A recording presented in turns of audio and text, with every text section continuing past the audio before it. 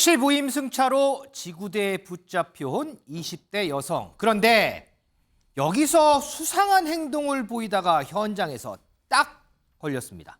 자, 과연 무슨 사연이 있는 걸까요? 이번 앵커의 픽 김현식 대중문화평론가와 함께 하겠습니다. 어서 오십시오. 네, 안녕하십니까. 자, 김현식 평론가. 네. 지구대 안에서 도대체 뭘 했길래 여기서 딱 체포가 된 거예요? 네, 지구도 안에서 혼자 그랬습니다. 사실 혼자요? 처음에는 그냥 술 취한 사람으로 생각을 했거든요. 네. 왜냐하면 새벽 2시에 인사불성이어가지고 택시 요금을 안 내니까 네. 이 파출소에 이 택시기사가 데리고 온 겁니다. 근데 처음에 뭐 팔다리를 막 흔든다든지 이런 상황 속에서 자기 팔다리가 어딨냐 확인하니까 좀 의심스러웠죠.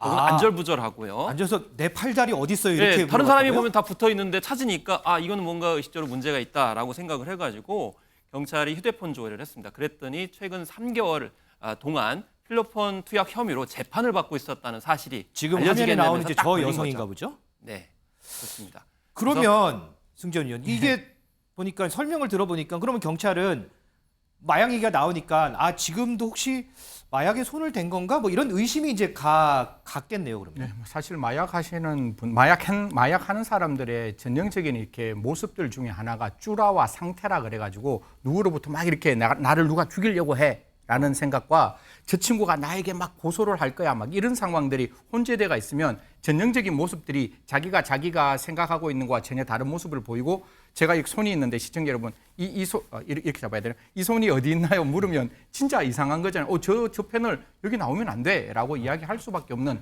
상황인 거잖아요. 그래서 경찰도 이거 무슨 상황이지? 라고 생각하고 그 지구대에는 마수대가 없어요. 그럼 마수대를 딱 불렀다는 겁니다. 그래서 마약수사대 부르면 간이 시약 검사라는 게 있어요. 간이 시약 검사 딱 하니까 아니나 다를까 마약을 했다는 징표가 나왔다라고 합니다. 그러니까 지구대 안에서 내 손하고 팔이 어디 있어요 이런 거 얘기도 하고 혼자서 막 이렇게도 하고 그래서 이제 그게 증상이 나타난 거고요. 사실 뭐 마약 하시는 분들 이거는 절대로 제가 옛날에 한번 말을 실수를 해서 이게 굉장히 많이 이제 회자가 되었는데 특정한 행동을 반복하는 게 있습니다.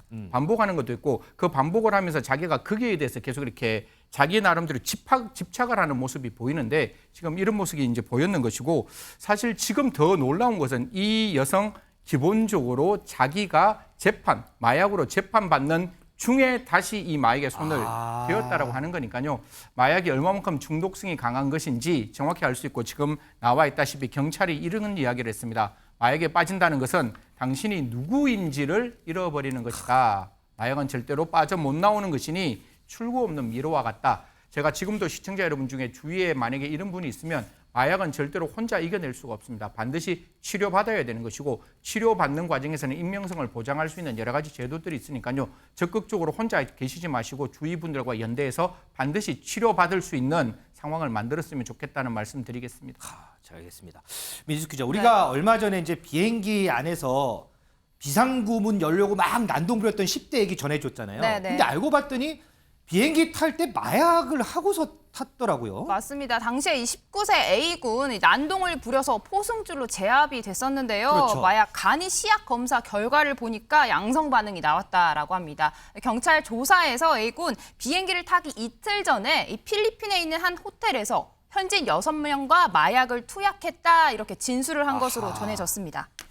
자, 이 10대 A군이요. 지난번에 영장 실질 심사 받으러 갔을 때의 모습 저희가 잠깐 봤는데 그때도 취재진의 질문에 이상한 다른 얘기를 한 적도 많았었습니다. 그때 모습 좀 보고 오겠습니다. 비행기 문을 왜 열려고 그러셨어요? 네. 비행기 구명조끼 개수는 왜 물어보셨어요? 공격당한 느낌 다 받았습니다. 누가요? 제가요. 문 열면 위험할 거라는 생각 혹시 안 하셨어요? 네? 대한민국 권력층에 공격받는다는 느낌을 받았습니다. 김원식 평론가. 요새 보면 마약 물론 투약도 문제이긴 하지만 이 마약 범죄 수법도 갈수록 교묘해지는 게 이것도 좀 문제예요, 많이. 그렇습니다. 대표적으로 이제 던지기 수법이 교모해지고 있는 건데요. 이제 던지기 수법 하니까 굉장히 고색창연한데 그냥 던져 놓는 겁니다. 던져 놓고서 평범한 그냥 곳이기 때문에 눈치채지 못하게 하는 거거든요. 네. 사실 대중적으로는 2010년에 원빈 씨가 주연했던 작품 아저씨에서 처음 등장했거든요. 그 문구점 수법이요? 앞에 아이들이 오락기에다가 마약을 숨겨놨었거든요. 거기에 있는지 전혀 몰랐는 상황이거든요. 근데 최근 같은 경우는 이게 더 진화해가지고 화단이라든지 주차장이라든지 우편함 정도 이제 들어가고 있는데 다만 이제 조건이 더 붙어가지고 요즘에 CCTV가 많지 않습니까? 네. 그러니까 CCTV가 없는 곳을 대체적으로 찾아가지고 두고 있는 그런 상황. 그래서 특히나 이제 아파트 화단 같은 경우에도 묻어놓는데 두 가지 유형이 있죠. 플라스틱 유형으로 이렇게 묻어놓게 되면 눈에 띄지 않습니까? 그러니까 풍선으로 흙에 이렇게 묻어놓는 형태. 그래서 풍선이 우연히 거기에 걸렸나 보다 이렇게 무장을 하는 경우가 많이 나오고 있고요. 또 CCTV의 교묘한 이제 한계도 지금 역이용하고 있습니다. CCTV가 한 달치 안쪽으로 영상을 보관하게 되는 건데 그러니까 며칠 내에 마약을 거기다 두는 게 아니고 이미 한 달 전에 그곳에 두게 되면 이게 영상이 중간에 교체가 되니까 CCTV를 이제 알 수가 없는 그런 상황까지도 이용하는 등 던지기 수법이 지금 교묘화되고 있다라는 점이 문제점이라고 볼 수 있겠습니다. 이동석 전 행정관. 뭐 얼마 전까지 대통령실에 있어서 알겠지만 정부에서 이 마약 관련해서 상당히 우려가 크잖아요, 지금. 네, 맞습니다. 대통령실 자체에서도 일단 마약과의 전쟁을 선포한 상황이잖아요. 네. 대통령께서도 직접 마약과 관련된 언급을 수차례 하셨고요. 근데 이거는 일단 마약과의 문제는 더욱더 강화된 법안이 나와야 되지 않나 그런 생각을 해봤습니다. 일단 뭐 고등학생 같은 경우 현재 학생들의 마약과에 관련된 범죄가 많다 보니까 뭐 고등학생 같은 경우에 대학교 갈 때 입학 절차에서 마약과 관련된 혐의가 있으면 대학 자체를 못 간다. 이런 강력한 법안도 필요하다고 보고요. 일단 어느 정도 선에서는 모두 국민들께서 마약과의 전쟁에 나서야 된다는 그런 공유된 인식 개선이 절실해 보입니다. 알겠습니다.